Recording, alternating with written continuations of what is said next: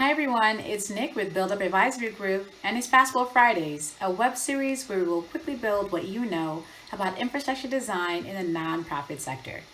Today's Fastball topic is transitioning from concept to public charity. It's part 2 to last week's Fastball Friday episode number 41.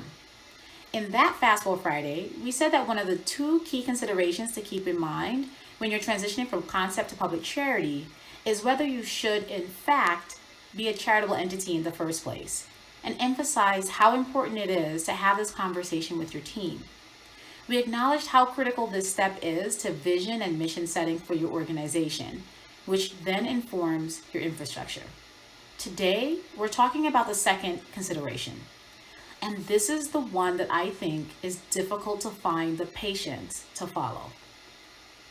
The second key consideration is to take the time to plan your strategy. This planning includes articulating your vision, mission, priorities, proposed activities, and other goals that you have for your organization, and write them down. Don't just talk out loud or assume that everyone involved is thinking the way you do because they get it. Once you do this, you will likely realize that you and your team may not be as aligned on critical next steps as you thought. Planning also includes thinking about your governance, oversight, and accountability structures to support your programmatic needs and ensure that you don't stray from meeting these needs. This is why it's so important to take the time to think about what this could all look like. At this point, you might be thinking, how do we tell the story when we're talking about something that doesn't exist yet? It's important to think about things that haven't happened, but you're strongly thinking and you have a good faith belief, a reasonable good faith belief that they will.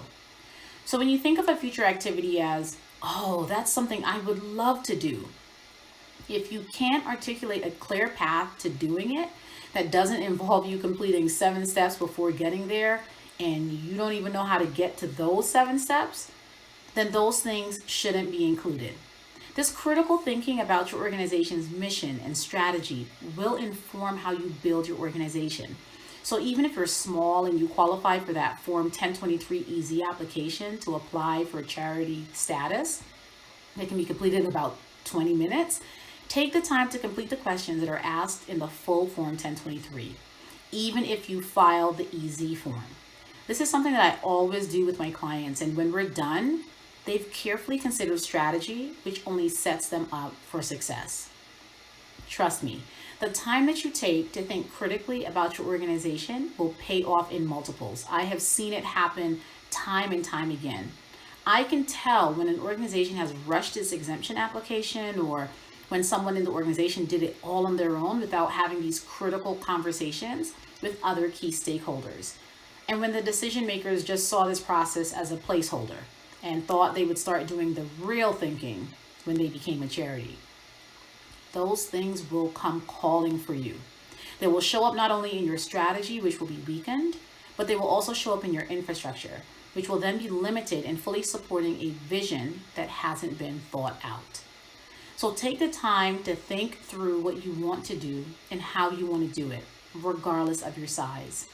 Start strong and build your organization the right way before it even starts. Transitioning from concept to public charity comes up a lot for social impact entrepreneurs, corporations, and funders who are either directly creating social impact organizations or supporting others to create social impact organizations. I get the urge to move quickly. These 2 key considerations are not meant to deter you. Instead, I want them to fuel you to do it even better. This is how we create compelling visions and missions and strong, sustainable organizations to problem solve alongside marginalized communities. And that's our Fast Build. I want to hear how you are thinking about transitioning from concept to public charity. I would love to hear from you and about your experience in the comments below.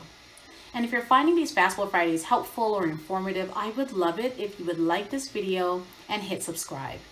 Thanks for watching. Have a wonderful weekend and keep building bravely.